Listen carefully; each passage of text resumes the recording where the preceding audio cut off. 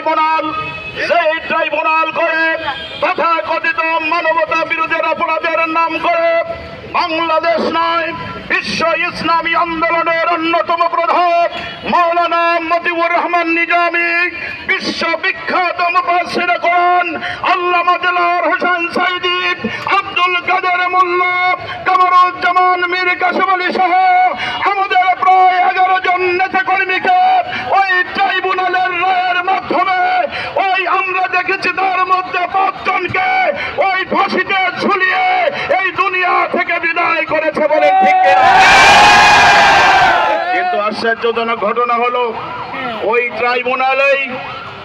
ট্রাইব্যুনালে রায় হয়েছিল একজনের, তিনিও এই বাংলাদেশের মানুষ, আল্লামা দেলোয়ার হোসেন সাঈদী রাহিমাহুল্লাহ।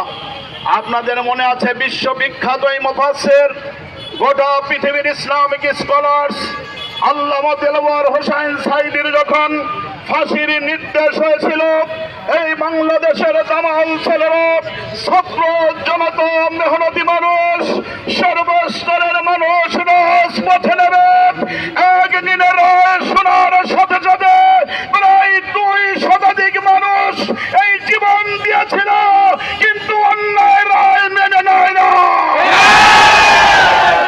কিন্তু আজও এক ফেসিবাদের জননীর রায় হলো। ওই বাংলাদেশে শহীদ হয়েছে কয়জন, মারা গিয়েছে কয়জন, আন্দোলন করেছে কয়জন? আমার ভাই বলেছেন কোন দোকানে মিষ্টি পর্যন্ত খুঁজে পাওয়া যায় না। ঠিক না?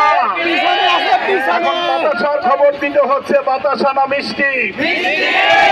আমি বলতে চাই বাংলাদেশে একজন মানুষ, একজন ছাত্রলীগ যুবলীগের গুন্ডারা রাজপথে দাঁড়াতে পারে নাই। আজকে আমরা